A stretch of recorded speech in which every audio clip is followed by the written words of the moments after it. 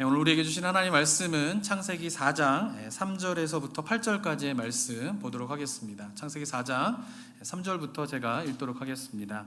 세월이 지난 후에 가인은 땅의 소산으로 제물을 삼아 여호와께 드렸고 아벨은 자기도 양의 첫 새끼와 그 기름으로 드렸더니 여호와께서 아벨과 그의 제물은 받으셨으나 가인과 그의 제물은 받지 아니하신지라. 가인이 몹시 분하여 안색이 변하니 여호와께서 가인에게 이르시되 내가 분하여 함은 어찌 됨이며 안색이 변함은 어찌 됨이냐. 내가 선을 행하면 어찌 낯을 들지 못하겠느냐. 선을 행하지 아니하면 죄가 문에 엎드려 있느니라. 죄가 너를 원하나 너는 죄를 다스릴지니라. 가인이 그의 아우 아벨에게 말하고 그들이 들에 있을 때에 가인이 그의 아우 아벨을 쳐 죽이니라. 아멘. 네, 아담과 하와가 낳은 두 아들 이제 가인과 아벨의 이야기는요, 인류 최초의 살인 사건 이야기라고 볼 수가 있습니다. 이 내용 굉장히 중요한 이유는 무엇 때문이냐면은 이 가인이 죄를 범하는 그 모습은요, 수천 년의 역사를 흐르고 문명이 아무리 발달했다 손 치더라도 이 시대에서도 그대로 보여지는 모습이기 때문에 우리가 한번 잘 묵상하면서 그 속에서 우리들의 모습을 좀 발견해야 될 줄 믿습니다. 자, 자신이 드린 제사를 하나님께서 받지 않게 되자 분하면서 안색이 변하였다라고 5절에서 이야기를 하고 있습니다. 가인이 몹시 분하여 안색이 변하니 라고 이렇게 되어 있는데요, 아마도 가인은 하나님께서 자신의 제사를 받지 않으신 것에 대해서 분노는 생겼지만 그러나 그것을 직접적으로 하나님께 표현하지는 않았던 것 같습니다. 그 불만을.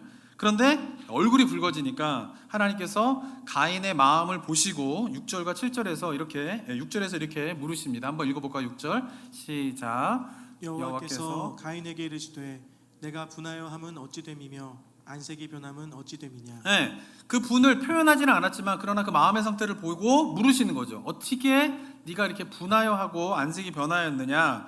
그러면서 7절에 보면 하나님께서 이렇게 말씀하십니다. 한번 또 읽어볼까요? 시작.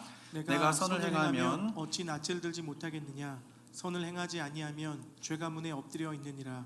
죄가 너를 원하나 너는 죄를 다스릴지니라. 네, 이 분노가 있는 것을 보시고 경고를 하시는데 그 분노를 너가 다스리지 못할 때는 어떻게 된다는 거예요?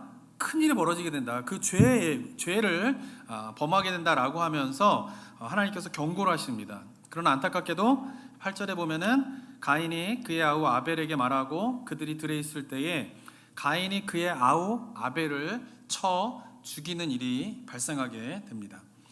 자, 제가 처음에도 말씀드렸지만은 우리가 4장에 있는 가인의 모습을 보면서 이 시대에도 반복되는 모습이다라고 말씀을 드렸습니다. 어쩌면 우리의 삶 가운데에도 나타나는 모습이다라고 말씀을 드렸습니다. 그렇지만 이 부분에 대해서 잘 동의가 안 되실 수도 있어요. 왜냐하면은 우리는 가인처럼 이렇게 끔찍하게 동생을 쳐 죽이는 그런 살인죄를 범하지도 않고, 그리고 이 살인을 저지를 만큼 동생에 대한 시기와 질투를 조절하지 못하는 사람들도 아니기 때문에 이거는 우리와 별로 그렇게 상관이 없지 않은가라고 생각할 수 있습니다. 맞습니다. 오늘 설교 들으시는 우리 성도님들 가운데 특별히 가인처럼 이렇게 막 시기와 질투를 참지 못해가지고 살인을 저지르는 그런 일을 범하시는 분은 제가 볼 때 한 분도 없으실 것입니다. 자, 그런데 우리가 가인이 아벨을 죽인 이유를 가만히 살펴보게 되면은 그 속에서 우리들의 삶의 모습을 발견할 수 있습니다. 자, 가인은 왜 아벨을 죽였을까요? 가인은 아벨을 쳐 죽였지만 엄밀히 따진다라고 하면 아벨은 가인에게 아무런 일을 하지 않았습니다. 그죠? 가인의 제사를 받지 않는 분은 누구세요? 하나님이세요. 그리고 하나님이 가인의 제사를 받지 않는 데에 아벨이 한 역할은 아무것도 없습니다. 그러니까 가인이 막 분노를 일으키고 있는데 그 분노가 일어난 원인이 되는 건 누구냐 하면은 하나님이신 거예요. 하나님. 그런데 가인은 자신의 분노를 일으킨 하나님에게 분노를 표출하는 것이 아니라 지금 누구에게 표출하고 있는 것이에요? 연약한 동생 아벨에게 그 분노를 쏟아내게 되었고, 그래서 결국 살인이다라고 하는 끔찍한 일을 저지르게 되었다라고 하는 것입니다. 우리나라 말 속담에도 그런 속담 있지 않습니까? 종로에서 뺨 맞고 한강에서 화풀이한다, 이런 속담이 있지 않습니까? 근데 속담이 이게 어떻게 유래가 된 거냐면요, 이 종로에는 옛날에는 큰 상점이 있었는데 유기전이라고 하는 상점이 있었다고 합니다. 근데 그 유기전에서 파는 건 뭐냐면 6가지 중요한 물건들을 파는데 뭐 비단, 무명, 모시, 종이, 그다음에 뭐 어물 이런 6가지 중요한 이런 물건들을 팔게 되는데, 이 유기전은 나라에서 관리를 하는 거기 때문에 거기서 장사를 하는 장사의 그 상점의 주인들은 나라의 권세를 등에 업고 장사를 하는 것이에요. 그러니까 이 사람들은 양반은 아니지만 굉장한 이제 위세를 떨치면서 유기전에서 장사를 했다라고 합니다.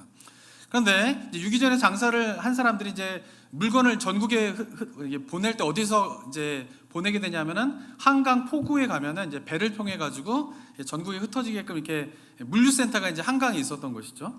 그래서 한강에 보면은 물건이 이제 배로 싣고 나르는 일이 있었기 때문에 그 싣고 나르는 과정 가운데에서 물건을 뭐 빼돌린다든가 약간 그러면서 뭐가 생기냐면은 불법적인 이제 그 거래가 이루어지는 그런 상점들이 막 이렇게 열리게 되었대요, 포구에. 근데 이 불법적으로 열리는 상점들은 이게 나라의 단속을 받기 때문에 항상 이제 긴장하면서 단속을 피해가지고 막 보쌈을 막 해가지고 막 도망가고 막 이런 항상 그런 상태에 있는 불법적인 장사를 하는 사람들이 그 한강 포구에는 많았다라고 합니다. 근데 물건을 살 때 사람들이 이제 유기전 가가지고 물건을 사려고 거래를 할 때에 가격 거래 흥정에 안 맞으면은 어떻게 되냐면은 다툼이 일어날 수밖에 없는 거죠. 그런데 그 다툼이 일어나게 되면 항상 승자는 누구냐면은 유기전에서 장사를 하고 있는 사람들이 승자가 된다 그래요. 왜냐하면 그들은 나라의 권세를 얻고 있었기 때문에 그 사람한테 뭔가 해코지를 못하게 되고 그 사람이 요구하는 대로 가격을 주고 물건을 사올 수밖에 없는 상황이 벌어진다라고 합니다. 그러면 억울하게 물건을 값을 지불하고 한마디 말도 못하고 돌아온 사람들이 한강 포구에 가면은 불법으로 장사하고 있는 사람들에 가가지고 화풀이를 하게 된다라고 하는 것이에요.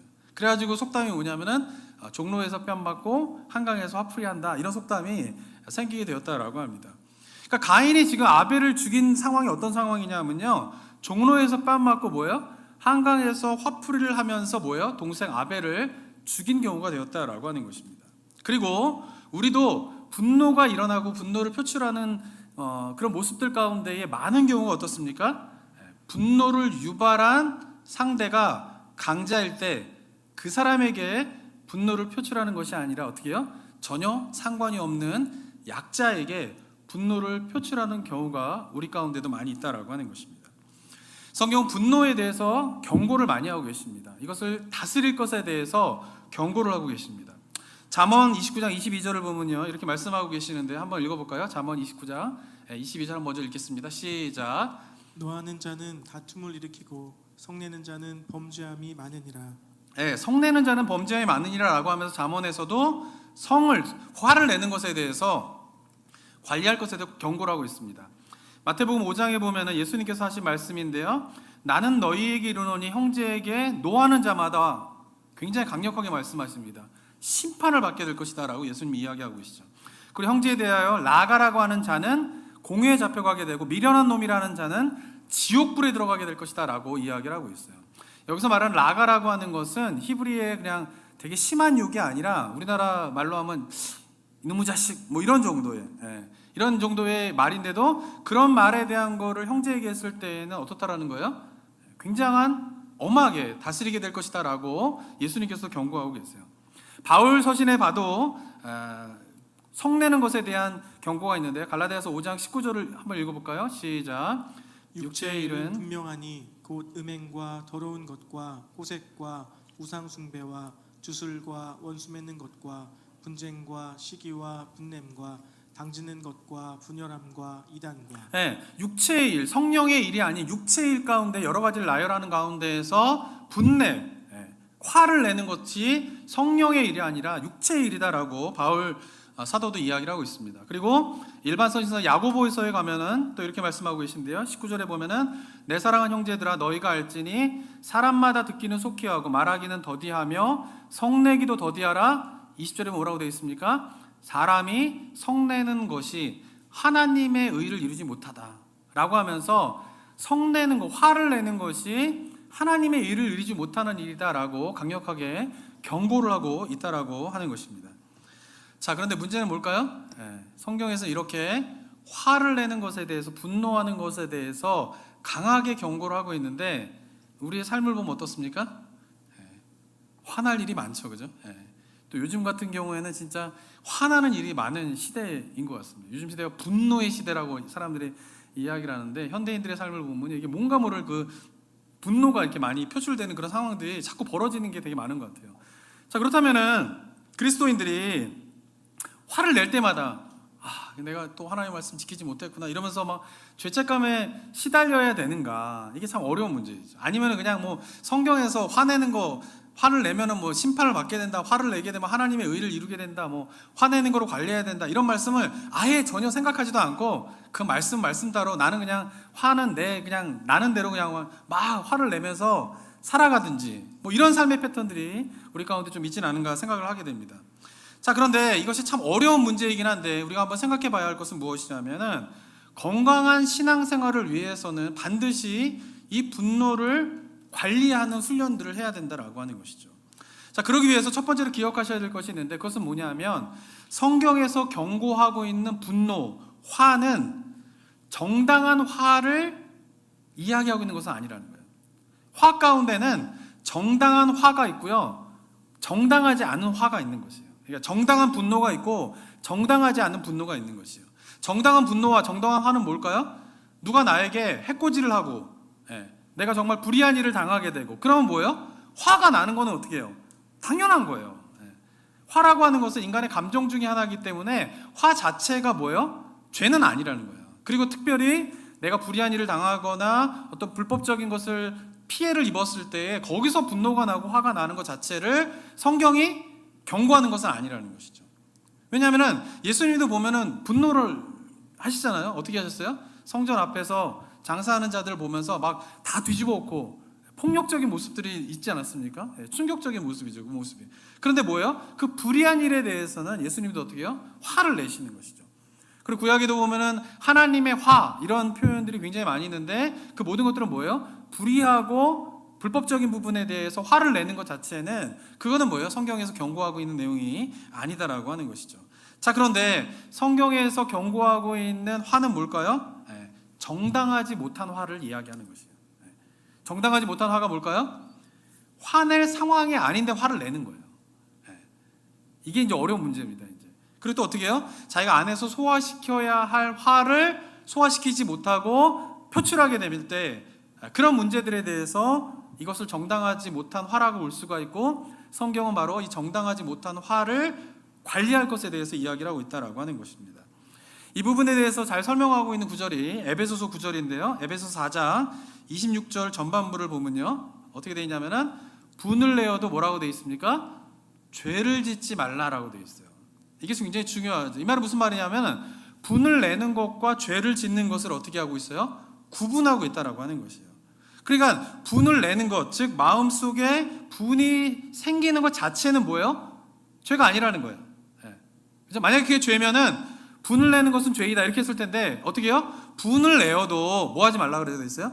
죄를 짓지 말라라는 거예요. 그 말은 무슨 말이냐면 성경에서는 분이 생기는 것과 죄를 짓는 것을 어떻게 하고 있는 거예요? 분리하고 있다라고 하는 것입니다. 그러니까 인간이라고 말씀드린 것처럼 화가 생기는 것은 자연스러운 감정의 그런 한 모습이다라고 하는 것이에요. 문제는 그 마음에 생겨난 분노를 어떻게 관리하느냐, 이것에 대해서 성경은 이야기하고 있다라고 하는 것이죠. 그러니까 화가 나는데 그것을 바로 표출하는 것은 어쩔 수 없는 일이 아니라는 것이에요. 성경에서 이야기하는 그 중간에 뭐예요? 갭을 둘 수 있다라는 거예요. 분이 생기는 것과 그것이 죄로 이어지는 것 사이에는 갭을 둘 수 있다라고 하는 것이죠. 그리고 특별히 뭐예요? 정당한 화 말고 정당하지 않은 화는 더욱더 우리가 예의주시하면서 관리할 수 있어야 된다라고 하는 것이에요. 그러니까 성경에서도 인간인 이상 죄를 이렇게 내면에서 분노가 일어난다라고 하는 것을 인정하고 있는 것입니다. 그런데 그것이 밖으로 표출되어서 그것이 폭력으로 되면 그게 죄를 낳게 되는 것이고, 폭언을 쏟아내게 되면 그게 어떻게 해요? 죄를 낳게 되는다라고 하는 부분에 대해서 이야기를 하고 있는 것이죠. 분노가 죄로 이어지지 않도록 주의해야 된다라고 성경에서 가르치고 있다라고 하는 것입니다. 자, 그러면서 29절에 보면은 후반부에 보면 또 이렇게 이야기를 하고 있는데요. 한번 읽어볼까요? 26절 후반부에 보면은 어떻게 됐습니까? 읽어볼까요? 시작. 해가 지도록 분을 품지 말고. 분을 생겼는데 밖으로 폭력이나 폭언 등으로 그것을 표출하지 않았다고 죄의 문제가 해결되는 게 아니에요. 그렇게 표출하지는 않았어요. 왜? 강자인 경우에는 표출하지 않죠. 사람이 강하면 화를 이렇게 표출하지 않아요. 그런데 마음속에 어떻게 해요? 계속 분을 품는 거예요. 해가 지도록. 그러면 어떻게 되는 거예요? 그것이 바로 마음으로 짓는 죄가 된다라고 하는 거예요. 내면으로 짓는 죄. 그러니까 분 자체가 생겨나는 것이 내면으로 짓는 죄가 아니라 분 자체는 생겨날 수 있는데 그것을 어떻게 해요? 계속 품고 있으면 그것이 뭐예요? 마음으로 짓는 죄가 된다라고 하는 것이에요. 이런 거를 잘 우리가 디테일하게 잘 알고 있는 게 굉장히 죄와의 싸움에서 승리하는 데에 굉장히 중요한 요소가 됩니다. 그리고는 어떻게 돼요? 27절에 보면은 어떻게 되어 있습니까? 마지막에 한번 또 읽어볼까요? 시작. 마귀에게 틈을 주지 말라. 네. 마음속에 분을 삭히지 않고 계속 품게 되면은 결국은 어떻게 된다는 거예요? 그것이 뭐예요? 마귀에게 틈을 주게 되고 결국 그것이 죄로 이어지게 된다라고 하는 것이에요. 정당하지 않는 죄는 말할 것도 없고요. 여기서 주목해야 할 것은 뭐냐면 내가 피해를 보고 억울한 일이 생겨서 정당한 화가 생겼다 손 치더라도 그 정당한 화를 계속 마음 가운데 품고 있으면은 결국 어떻게 된다는 거예요? 마귀에게 틈을 주게 되고 결국은 어떻게 돼요? 그 정당한 화일지라도 그것이 죄로 연결되어지는 그런 일들이 일어날 수 있으니까 주의해라 라고 성경은 이야기하고 있다라고 하는 것입니다. 사랑하는 성도 여러분, 성경을 우리가 좀 묵상해야 되는 이유가 뭐냐면요, 성경은요 인간의 그런 모습들을 전혀 고려하지 않고 이걸 해라, 이걸 하지 마라 이렇게 이야기하고 있는 책이 아니라는 것이에요. 성경을 가만히 봐야 되는 이유는 뭐냐면은 성경은 굉장히 인간에 대한 깊은 성찰을 담고 있는 책입니다. 그래서 인간 속의 내면 속에서 일어나는 일에 대해서 굉장히 디테일하게 설명을 하고 있고 그런 디테일한 그 내면 속에 복잡하게 일어나고 있는 일을 고려해서 해야 될 것과 하지 말 것에 대해서 설명하고 있는 책이 바로 성경이라고 하는 것이에요. 그러니까 죄에 대한 이야기를 할 때도 성경이 인간의 연약함으로 말미암아 생겨나는 것에 대한 이야기를 하는 것이 아니라 어떻게 해요? 의도를 가지고 어떻게 해요? 잘못된 방식으로 표출되는 그러한 죄에 대한 경고를 하고 있는 것이 성경의 가르침이고 그 중에서 대표적인 것 중에 하나가 뭐냐면 바로 분노의 문제, 화의 문제이다라고 하는 것입니다. 자, 그런데 아이러니컬한 것은 뭐냐면요, 이게 말로는 이건 정당한 화야, 이건 정당하지 않은 화야 이렇게 말하기가 쉬운데 실제로 화를 내는 사람은 이걸 구분하지 못해요. 왜요? 화를 내는 사람은 대부분 자기의 화가 어떻다고 생각을 해요? 정당하다고 생각을 해요. 그렇기 때문에 어떻게 해요? 이게 정당하지 않은 화임에도 불구하고 화를 내는 사람은 자기가 내는 화가 정당하지 않다라고 하는 생각을 하지 못한다는 데 문제가 좀 있는 것이죠. 저와 이제 아내도 보면요, 저희 가정생활도 보면은 저 아내가 이렇게 둘의 문제로 크게 싸운 적은 거의 없었던 것 같아요. 저희들. 제 입장에선 그렇습니다. 아내 입장도 들어봐야 되겠지만. 그렇지만 이제 저희가 보면 이제 저와 아내가 이제 의견 충돌이 되고 좀 이렇게 다툼이 있을 때는 언제냐면 이제 아이들 문제에서 그런 일이 자꾸 좀 생기게 돼요. 그러니까 뭐냐면 아이들이 이제 보면 제가 이제 아이들이 막 말을 안 듣고 이거 해야 된다, 이거 해야지 이렇게 좋게 처음에 얘기합니다. 그러다가 좋게 얘기하면 아이들이 말을 안 들어요. 이제 부모교육 세미나에서 이것도 어떻게 다루실지 모르겠는데 많은 분들이 겪는 문제가 아닐까 싶은 생각이 들어요. 그럼 어떻게 돼요? 소리를 지르게 돼요. 이거 하라 그랬잖아 이렇게 한단 말이에요. 그러면서 이제 막 화를 낼 때가 있어요. 제가 아이들한테도. 근데 뭐 저희 아내의 표정을 딱 보면은 느껴지는 게 있어요. 저 사람은 왜 저런 일로 화를 내는 거야? 이런 표정이 딱 느껴지는 거예요. 근데 그 상황에서 저는 화를 내는데 화를 내는 저는 뭘까요? 정당한 거예요. 제가 내는 화는. 그러다가 이제 저도 이제 가만히 있다 보면 저희 아내가 어떤 날은 아이들한테 이거 해라 뭐 이러다가 또 말을 안 들으면 아이들한테 저희 아내가 이제 화를 낼 때가 있어요. 그럼 제 마음 가운데 드는 생각은 뭘까요? 저 사람은 물론 이제 정당하게 낼 때도 있습니다. 근데 어떨 때는 갖다 말을 잘해야지 돌아가서 이제 무사할 텐데, 그죠? 정당하게 낼 때도 있는데 보면은 어떨 때면 정당하게 안 내는 경우가 제가 느껴지는 거예요. 그래서 근데 본인은 굉장히 심각해요. 심각하게 막 화를 내고 있어요. 근데 저는 옆에서 보기엔 어때요? 뭐 저런 일로 저렇게 또 화를 내나 이런 생각을 딱 하는 거죠. 그러다가 이거를 마음속에만 품지 않고 입으로 뭐 그런 일로 화를 내 이러면 이제 어떻게 되는 거예요? 부부싸움이 이제 폭발을 하게 되는 경우가 생기게 되는 거죠. 그럴 때 이제 아무 말하지 않고 가만히 있긴 한데 마음속으로는 때때로 뭐요? 제3자 입장에서 보면은 저렇게 화를 낼 필요가 없는데 저렇게 화를 내네 이러면서 생각을 할 때가 있다라고 하는 것이죠. 그런데 문제는 뭐냐면 화를 내는 입장에서는 자기가 내는 화는 언제나 정당한 거예요. 근데 우리가 이제 한번 생각해 봐야 할 건 뭐냐면 이 가인의 입장도 그랬다라고 하는 것이에요. 가인의 입장은 제가 볼 때는 정당했을 거예요. 그런데 우리가 가인과 아벨의 이야기를 잘 알지만 제3자에서 가인과 아벨의 이야기를 보면 어떻습니까? 가인의 화는 어때요? 정당하지 않았다라고 하는 것이죠. 근데 그것을 제3자의 눈으로 보던 그것을 자기를 보기 시작하면 그게 성숙함이다라고 볼 수가 있는 것이에요. 그래서 어쩌면 그리스도인의 성숙은 뭐냐 하면은 우리가 말씀을 열심히 보고 거기에 자기를 비춰보고 기도 열심히 하면서 하나님의 말씀의 뜻에 자꾸 비춰봐야 되는 이유는 뭐냐 하면은 그러면서 자기를 객관적으로 볼 수 있는 눈이 생기게 되는 것이에요. 그러면서 자기가 내고 있는 화가 이게 정당한 화인지 정당하지 않은 화인지를 구별하게 되고, 만약에 정당하지 않은 화이다 그러면은 그것을 어떻게 해요? 성경의 가르침에 따라 그 분노를 관리하고 컨트롤하게 되는 그 훈련들을 해가는 것이 바로 필요하다라고 하는 것입니다. 자, 그렇다면 우리가 오늘 다뤄야 될 제가 내용은 뭐냐면은 정당하지 않는 화가 어떻게 우리가 생겨나게 되는가, 이거를 좀 우리가 먼저 알아야 된다고 생각합니다. 자, 사랑하는 성도 여러분, 화가 왜 난다고 생각하십니까? 첫 번째 이유는 뭐냐면요, 화가 나는 첫 번째 이유는 상대방이 고의적으로 이런 일을 했다라고 느낄 때 화가 납니다. 고의성이 있다, 이거는 상대방이 고의성이 있다라고 느끼면 화가 나게 되는 것이에요. 자, TV 프로그램에서 한번 실험하는 거를 봤는데요, 어떤 실험을 했냐면은 이제 실험자 2명에게 한 사람한테는 구급차를 주고요, 911, 그치? 119죠. 한국에서는 119 구급차를 한 대 주고 한 사람한테는 일반 승용차를 줬습니다. 그리고 주문하기를 어떻게 주문하냐면은 복잡한 도로를 가면서 끼어들기를 하는데 깜빡이를 켜지 않고 끼어들라는 것이에요. 그럴 때 사람들의 반응이 어떤가, 이런 실험을 했어요. 먼저 구급차를 운전하고 있는 사람이 복잡한 도로를 가는데 깜빡이를 넣지 않고 끼어들기를 하면서 차선 변경을 합니다. 끼어들기를 당한 사람의 모습이 어땠을까요? 화를 내지 않아요. 그리고 비켜줘요. 그런데 일반 승용차를 몰고 가는 사람에게 한번 또 똑같은 걸 했거든요. 깜빡이를 넣지 않고 차선 변경을 해서 들어가 봐라, 복잡한 도로에서. 그래서 했어요. 그럴 때 그 끼어들기를 당한 사람들의 상태가 어떨까요? 입에서 막 욕이 나오는 거예요. 막. 그러니까 똑같은 상황인 거죠. 똑같은 상황이에요. 깜빡이를 켜지 않고 끼어들기는 똑같은 상황인 거예요. 근데 똑같은 상황이어도 고의성이 느껴지느냐 느껴지지 않느냐에 따라서 사람들은 화가 나느냐 화가 나지 않느냐가 된다라고 하는 것이에요. 그러니까 구급차가 끼어들 때는 사람들이 어떻게 생각해요? 아, 구급차니까 뭔가 급한 일이 있어서 갑자기 저렇게 끼어들었구나 하면서 구급차가 갑자기 끼어든 것은 고의성이 없다라고 느끼는 거예요.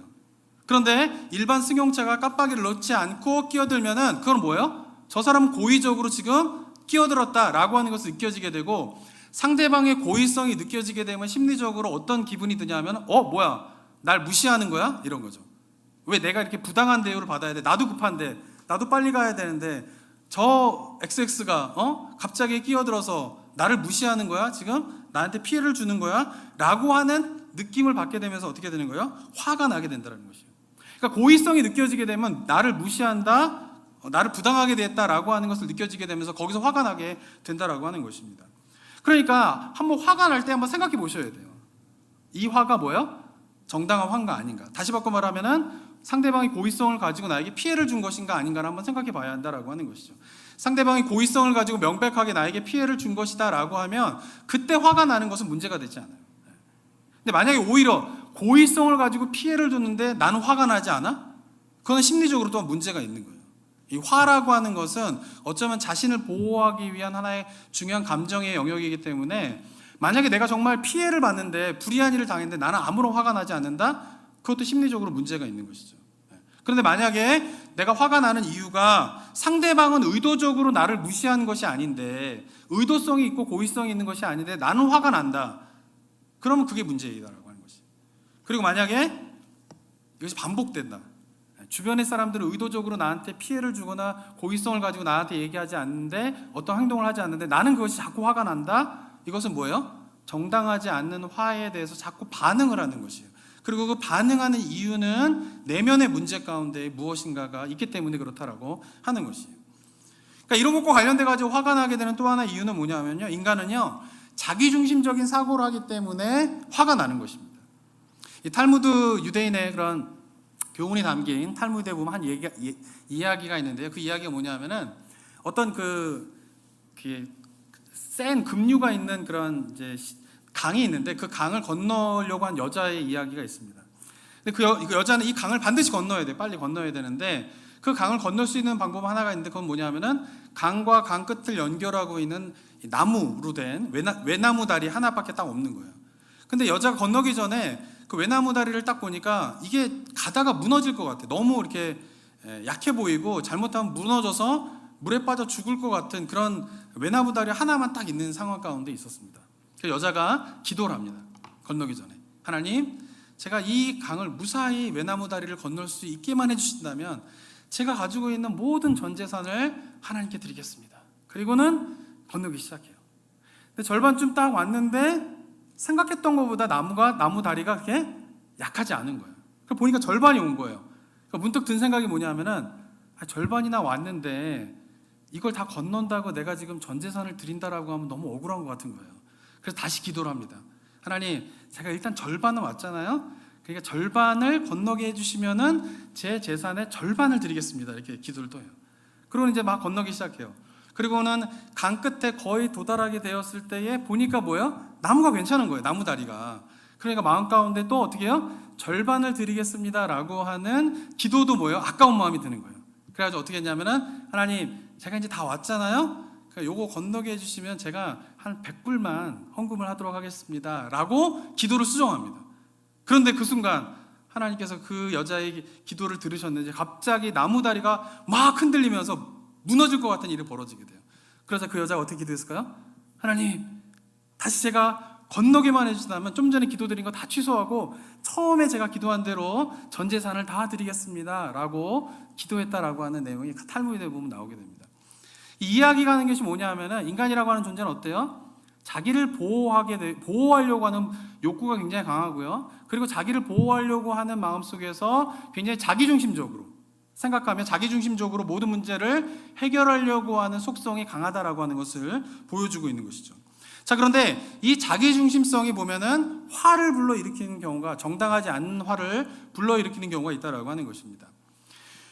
한 부부가 있었는데요. 가정에서 한 여자가 가정 상황을 보니까 경제적으로 조금 도움이 돼야 될 것 같은 상황이 지금 있는 거예요. 그래서 여자가 남편한테 이야기합니다.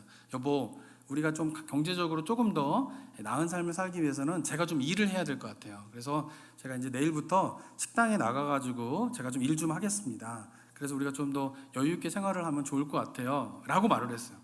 그러다 남편이 갑자기 그 아내, 순수하게 그냥 가정 경제에 보탬이 되었으면 좋겠다라고 하는 아내의 말을 어떻게 해석하냐면은, 뭐야, 이 여자가 지금 나를 무시하는 거야?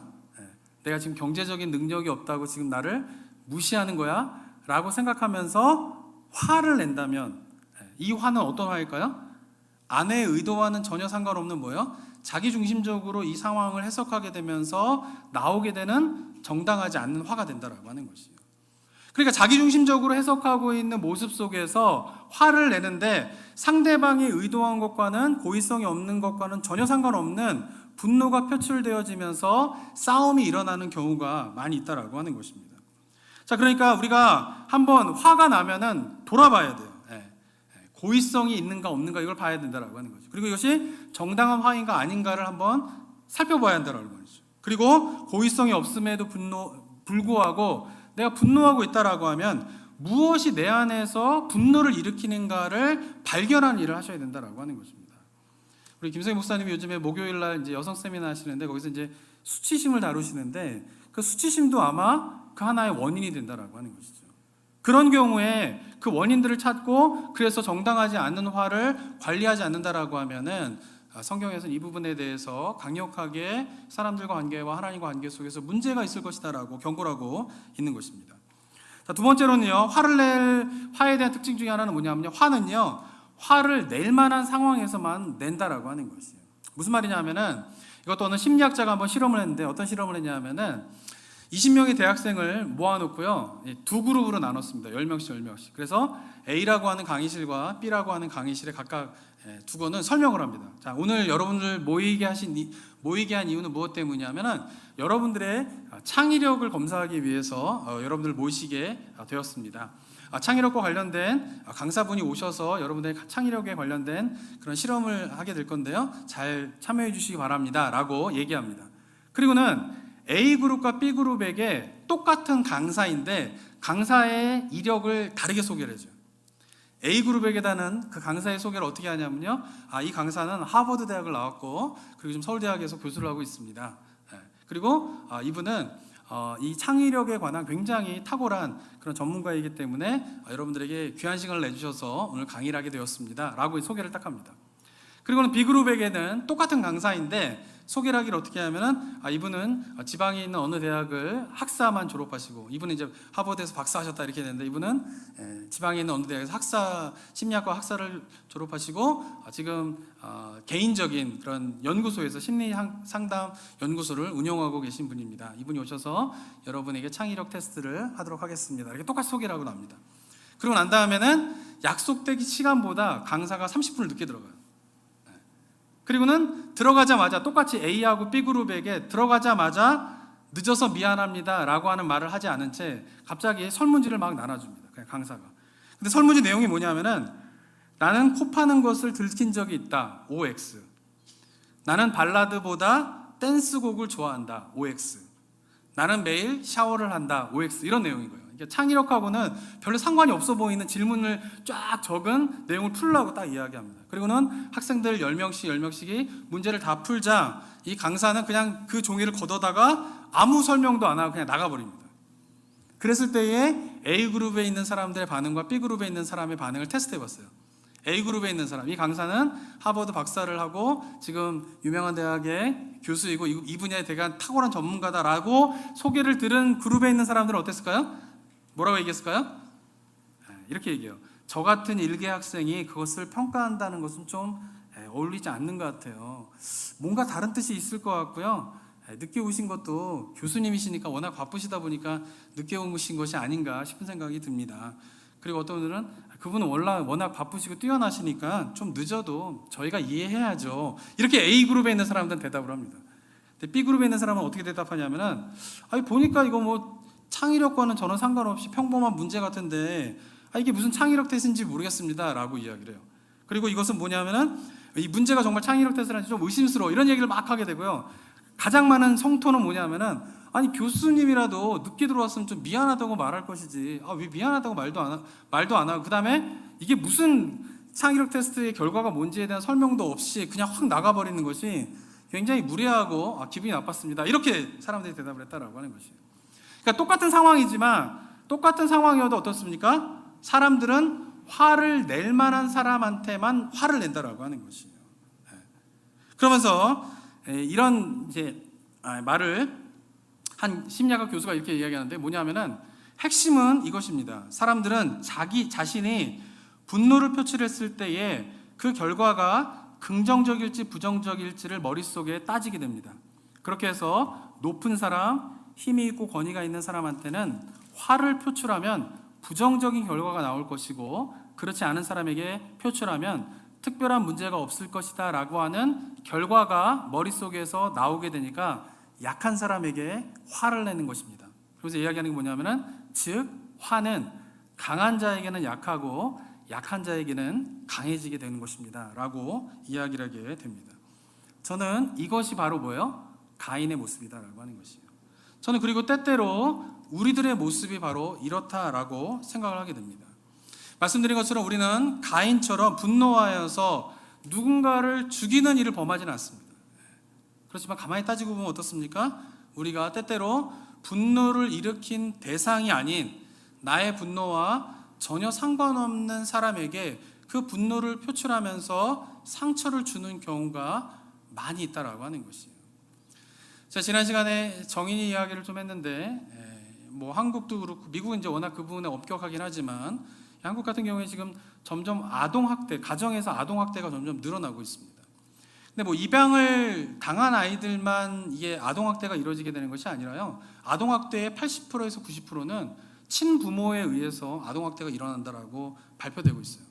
그런데 이 아동학대가 왜 일어나는가를 사람들이 이렇게 연구한 걸 제가 봤는데, 아동학대의 원인 1위가 뭐냐면은 부부 갈등이에요. 부부 갈등.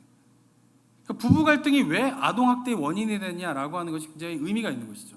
그것은 뭐냐면은 부부 사이에 갈등이 일어나게 되면은 부부 사이에서 풀지 못한 화가 누구에게 가는 거예요? 아무 상관이 없는 아이들에게 가게 되면서 아이들의 아동학대가 일어나게 된다라고 하는 것이에요. 그러니까 저는 이 아동학대의 원인의 1위가 부부 갈등이다라고 이야기하는 것을 보게 되면서 부모들이 어떻게 하는 거예요? 아동학대를 하는 경우에 부부들 간에 풀지 못했던 그 화를 어떻게 해요? 정말 종로에서 빼앗고 한강에서 화풀이 하듯이 아이에게 그것을 풀어버리는 그런 일들이 가정에서 많이 일어나기 때문에 아동학대가 끊어지지 않는다라고 하는 것이죠. 그리고 굳이 아동학대까지 가지 않다 치더라도 많은 가정에서 범하고 있는 부모들의 실수가 뭐예요? 아이들은 상관없는데 아이들에게 어떻게 해요? 그 분풀이를 하는 경우가 왕왕 있다라고 하는 것이죠. 그리고는 말씀드린 것처럼 화를 내는 그 상황에는 자기가 내는 언제나 화는 정당하다라고 생각하는 것이 문제인 것입니다.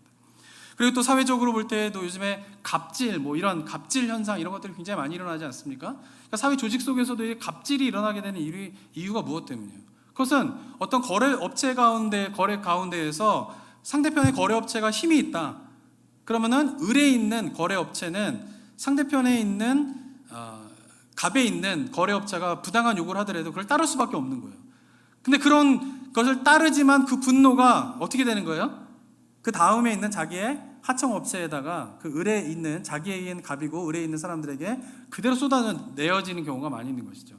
조직생활 속에서도 상사로부터 꾸지람을 당하게 되면 상사한테는 아무 말을 하지 못하지만 그것이 부하 직원에게 분을 쏟아내면서 갑질의 현상이 일어나는 것이 바로 우리가 살고 있는 사회의 모습이다라고 하는 것입니다.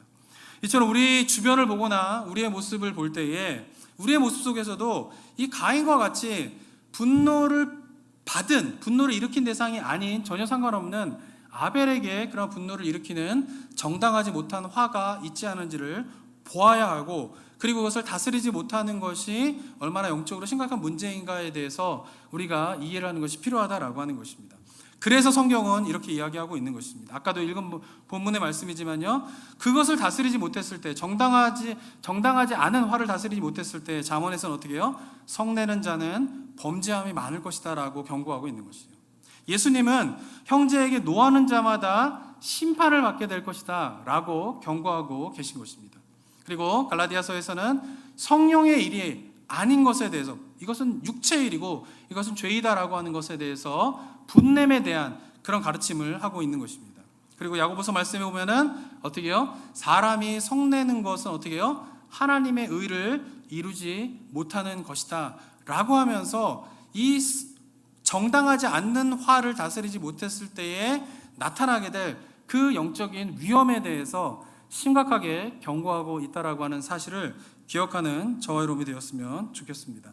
사랑하는 성도 여러분, 오늘 한 주간 한번 살아가실 때요, 자신을 한번 돌아보시기 바랍니다. 그리고 화가 나거나 분노가 일어날 때에 잠깐 멈춰보시기 바랍니다. 화를 내시기 전에. 그리고 이것이 정당한 화인지 아니면 정당하지 않은 화인지를 한번 점검해 보시기 바랍니다. 그리고 내가 화를 내게 될 때에 내가 화를 내는 대상이 내 화와는 전혀 상관없는 약자에게 화를 내고 있지는 않은지 돌아보는 저와 여러분이 되었으면 좋겠습니다. 특별히 코로나로 가족이 많이 모여 있게 되면서 가족 가운데는 오래간만에 가족들이 모여서 뜻깊은 시간을 보내는 가족도 많이 있지만, 이 신문의 그런 보고들을 보면은 가족들끼리 24시간 붙어 있게 되면서 오히려 그 속에서 가정의 불화 또는 심지어는 가정의 폭력 이런 것들이 늘어난다라고 하는 기사를 많이 보게 됩니다. 그렇죠? 전 남의 일이 아닐 거라는 생각이 좀 많이 들게 됩니다. 성경에서 이 분노를 다스리는 것에 대해서 경고를 하고 있다라고 하는 이 사실을 우리가 잘 기억하면서 우리 자신을 돌아보아 정당하지 않는 화를 내고 있는 삶을 살고 있다라고 하면 그것을 하나둘씩 우리가 바꾸어 나가면서 각 가정과 사회 속에서 하나님의 뜻을 이루어가게 되는 은혜가 우리 성도님들 가운데 있게 되기를 주님의 이름으로 축원합니다. 함께 기도하도록 하겠습니다.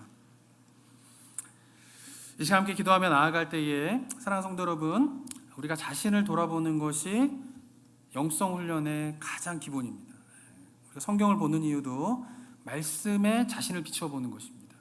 기도를 하는 이유도 하나님의 뜻에 자신을 자꾸 비춰보는 거예요. 그리고 기도하면서 자신의 더러운 내면의 모습들을 자꾸 보게 되는 것이 기도 생활의 큰 유익입니다. 그래서 우리는 매일 기도해야 합니다. 그래서 우리는 매일 말씀을 읽어야 합니다. 왜? 내 안에 얼마나 더러운 죄악이 있는가를 보기 위해서 그런 것입니다. 저는 바라기는 우리 성도님들이 정당하지 않는 화를 내고 있고, 그리고 내가 내고 있는 화와 전혀 상관이 없는 약자에게 화를 내고 있음에도 불구하고 내가 그런 화를 내고 있다라고 하는 사실조차 인식하지 못하는 그런 어리석은 그리스도인이 되지 않기를 좀 소망합니다. 다시 함께 기도하며 나아갈 때에 하나님 앞에서 우리 자신을 보고 우리 안에서 정당하지 않은 화를 다스릴 수 있는 그런 은혜를 허락하여 주시옵소서. 특별히 가족관계 속에서, 직장들과 사회적인 관계 속에서 어려움이 있다라고 하면 그 문제를 어떻게 풀 것인가를 좀 이 시간 주님 앞에 기도하며 결단하는 그런 기도를 드렸으면 좋겠습니다. 함께 기도하며 나아가도록 하겠습니다. 기도하겠습니다. 아버지 하나님, 네 감사드립니다. 주님께서 허락하신 귀한 이 시간, 우리가 주님에게 아버지 은혜를 바라보며 하나님 내 자신을 돌아보는 저희 모두가 될 수 있도록 인도하여 주시옵소서. 하나님, 가인과 같이 정말 하나님 앞에서 아버지여 아무런 하나도 못하다가 연약한 아버지 우리에게 화풀이를 하게 되는 그런 모습들이 또 우리에게 있지는 않은가 돌아보기 원합니다. 이 사회 속에서 연약한 자들을 향하여서 아버지여 정말로 나아가지 못하는 그런 모습들도 또한 많이 있는데, 그러나 우리가 돌아보아 연약한 자를 돌보며 하나님, 내가 정말 하나님 그 모두 속에서 아버지 연약한 자를 아버지 품고 살아갈 수 있는 그런 은혜가 있는 우리 성도님들의 삶이 될 수 있도록 인도하여 주시옵소서. 가족 가운데에서 하나님, 친구들과의 관계 속에서, 사회적인 관계 속에서 아버지 어려움이 있는 것이 있습니까? 자신을 먼저 돌아보게 하시고 내가 할 수 있는 일을, 내가 실천할 것들을 실천하며 나아가게 되는 그런 은혜가 아버지 성도님들 삶 가운데 있을 수 있도록 주께서 도와주시고 주님 인도하여 주시옵소서.